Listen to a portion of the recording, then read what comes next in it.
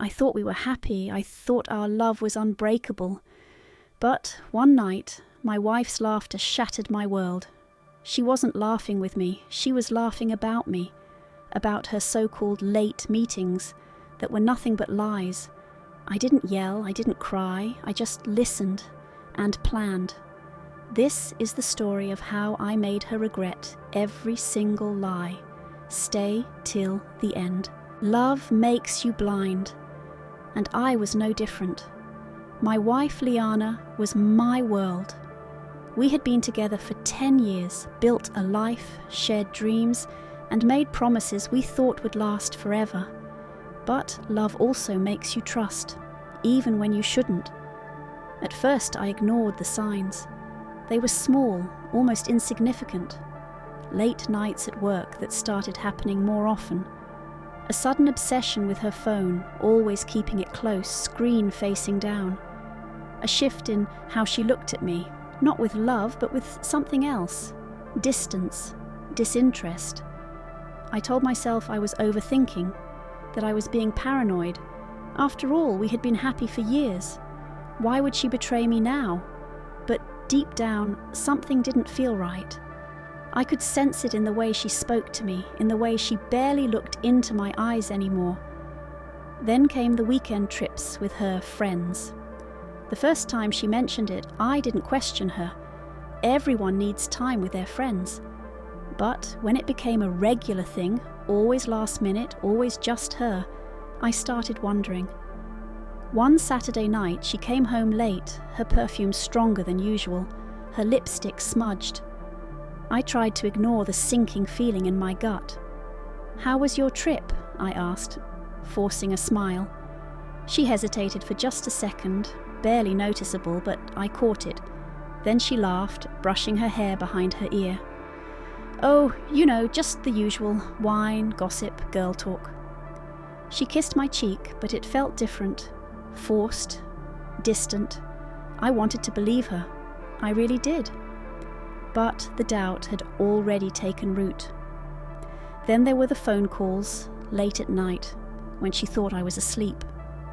I would wake up to the soft murmur of her voice in the other room, hushed whispers, followed by silence when I walked in.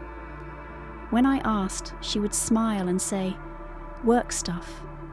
But since when did work stuff make someone smile like that? Since when did it make someone blush? The pieces of the puzzle were falling into place, but I was too afraid to put them together. One evening she was getting ready for yet another late meeting. I sat on the bed, watching her as she slipped into a dress far too elegant for a work discussion. "You look nice," I said carefully. She smirked at her reflection. "Thanks." I waited for her to say something, anything, to reassure me. But she didn't. She just grabbed her purse, gave me a quick peck on the forehead, and walked out. The door closed behind her, leaving behind the faint scent of her perfume and the deafening silence of my own denial. That night, as I lay in bed alone, staring at the ceiling, one thought haunted me. I was losing her, and I didn't know how to stop it. Denial is a strange thing. It convinces you to overlook the obvious, to silence the voice in your head that's screaming for you to wake up. But eventually, the truth finds a way to break through, and when it does, it shatters everything. It happened on a Friday night. Liana had another late meeting, and I was home alone, pretending to be okay with it. I sat on the couch, staring at the TV, but I wasn't really watching. My mind was somewhere else, tangled in the web of doubts I had tried so hard to ignore. Then my phone buzzed. A message from a friend. "Hey man, saw Liana downtown, thought she was working late." My stomach dropped. I stared at the screen, my hands tightening around the phone. Maybe he was mistaken. Maybe it was someone who just looked like her. I typed back quickly. "Are you sure?" Seconds later, a picture came through. My breath caught in my throat.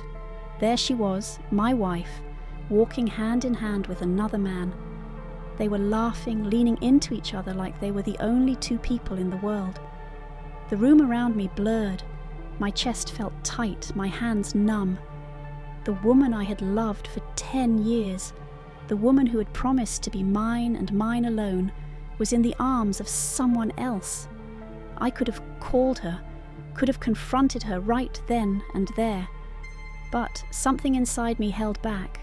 Instead, I sat in that empty house, staring at the picture, letting the betrayal sink in. Hours passed, and finally I heard the front door open. Footsteps clicked against the floor. I stayed still, gripping my phone so tightly my knuckles turned white. Then came her voice, cheerful, light, as if nothing had happened. "Hey babe, long night. You still up?" I turned my head slowly, my eyes locking onto hers. She froze for a second, probably noticing the way I was staring at her. But then she smiled like she always did, like she wasn't hiding something. "You okay?" she asked, walking over. I swallowed hard, forcing my voice to stay calm. "Yeah, just thinking." She leaned down, pressing a quick kiss to my forehead, the same way she always did. The same way she had probably kissed him. "Go to bed," she murmured. "I'll be there in a minute." I nodded, standing up and heading toward the bedroom, but my mind was racing. She thought I didn't know. She thought I was still the clueless husband who trusted her without question. But now I knew the truth, and I wasn't going to let her get away with it. I didn't sleep that night. I lay in bed, staring at the ceiling, replaying every moment, every lie. Liana had kissed me goodnight, just like she always did, but this time I knew better. I wasn't the naive husband anymore. I was a man betrayed, and if she thought I would stay in the dark, she was wrong. By morning, my mind was clear. I wasn't going to scream, cry, or beg. Number I was going to be smart. I was going to make sure she regretted every single lie. The first step was gathering proof. I needed something undeniable, something she couldn't talk her way out of. I started with our shared bank account. My hands shook as I scrolled through the statements. Expensive dinners, hotel stays, charges from fancy boutiques, all on nights she was supposedly working late. My heart clenched. She had been using our money, my money, to fund her affair. Next, I checked our phone records. My chest tightened as I saw the same unknown number appear over and over again, always late at night, always when she thought I was asleep. I wasn't going to let her get away with this. That's when I made a decision I never thought I'd have to make. I hired a private investigator. It felt surreal, like something out of a movie, but this was my life now. If she wanted to play games, I would play to win. Within days, I had everything I needed. Pictures of her and him, laughing, kissing, holding hands like they were in some perfect little love story. My stomach churned looking at them, but at the same time I felt a strange sense of calm. This was real. This was happening. And now I had the power to do something about it. I spent the next week acting normal. I kissed her goodbye in the mornings. I asked about her day. I even made her coffee, pretending to be the same loving husband she had taken for granted. But inside, I was preparing my next move. Then I set the trap. One evening I told her I had to leave town for work. "I'll be gone overnight," I said, watching her reaction carefully. She tried to act casual, but I saw the flicker of excitement in her eyes. She thought she was getting a free pass to see him. I packed a small bag, gave her a quick kiss and walked out the door, but I didn't leave. I parked down the street, waiting, watching, and just as I suspected, within an hour, another car pulled into our driveway. He was in my house, with my wife. I clenched the steering wheel, my pulse pounding. I had everything I needed. The truth, the proof, the rage burning inside me. Now it was time to make her regret it. I sat in my car, gripping the steering wheel so tightly my knuckles turned white. Every part of me wanted to storm inside, to tear my house apart, to scream at both of them.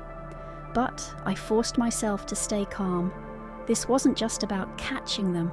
This was about making her regret everything. After an hour, the other man finally left. I watched as he kissed my wife goodbye at the front door, completely unaware that I was watching. My stomach churned, but I swallowed the pain. I wasn't the heartbroken husband anymore. I was the man about to turn her world upside down.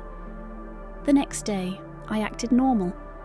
I kissed her forehead, made her coffee, even asked how her meeting went. She smiled, lying to my face, completely unaware that her perfect little world was about to crumble. That evening, I set the final stage of my plan. I cooked her favourite meal, lit candles, and poured 2 glasses of wine. When she walked through the door, she looked surprised. "What's all this?" she asked. Setting her purse down, I gave her a warm smile. "Just wanted to do something special for us." For a second, I saw guilt flash in her eyes. Maybe she knew deep down that she didn't deserve this.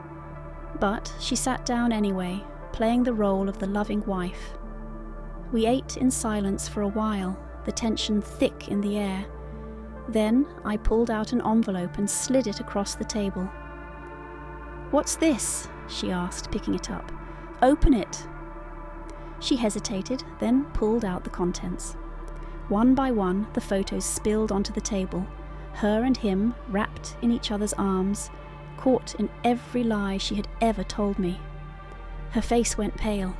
Her hands trembled as she stared at the evidence, her mouth opening and closing like she wanted to speak but couldn't find the words.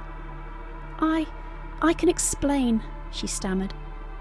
I leaned back, crossing my arms. "Please, I'd love to hear it." Tears welled up in her eyes. "It's not what it looks like," I laughed, shaking my head. "Not what it looks like? So you weren't kissing him? You weren't sneaking around behind my back?" She swallowed hard, panic setting in. "It was a mistake. I didn't mean to hurt you," I scoffed. "A mistake? You laughed about it, Liana. You mocked me while I trusted you." She reached for my hand, but I pulled away. "Please, I love you." "No," I said firmly.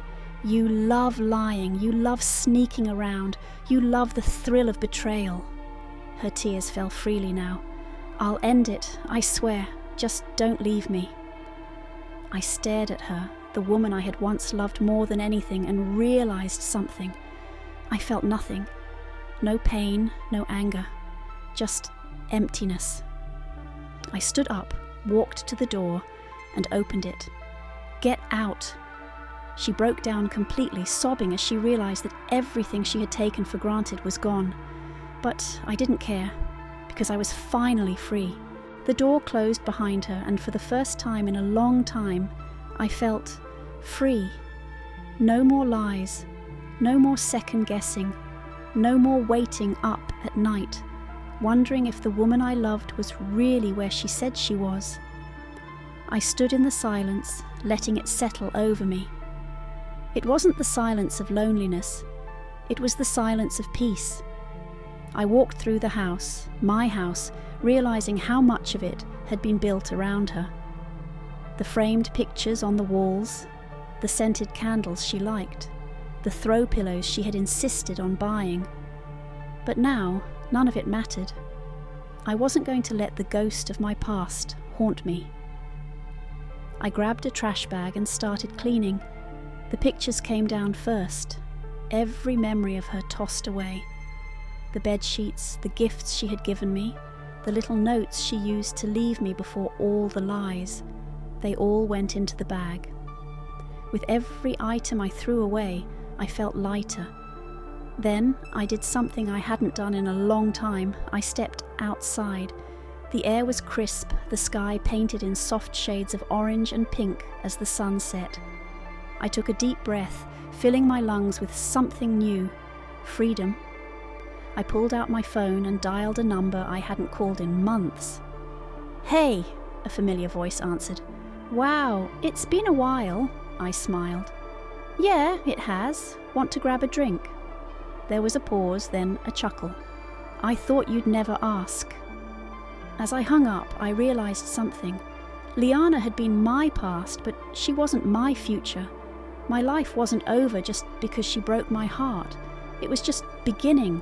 I wasn't the man she had left behind. I was stronger, wiser, and ready to move forward, because the best revenge isn't anger. It isn't making someone regret their choices. It's happiness. And I was finally ready to chase mine.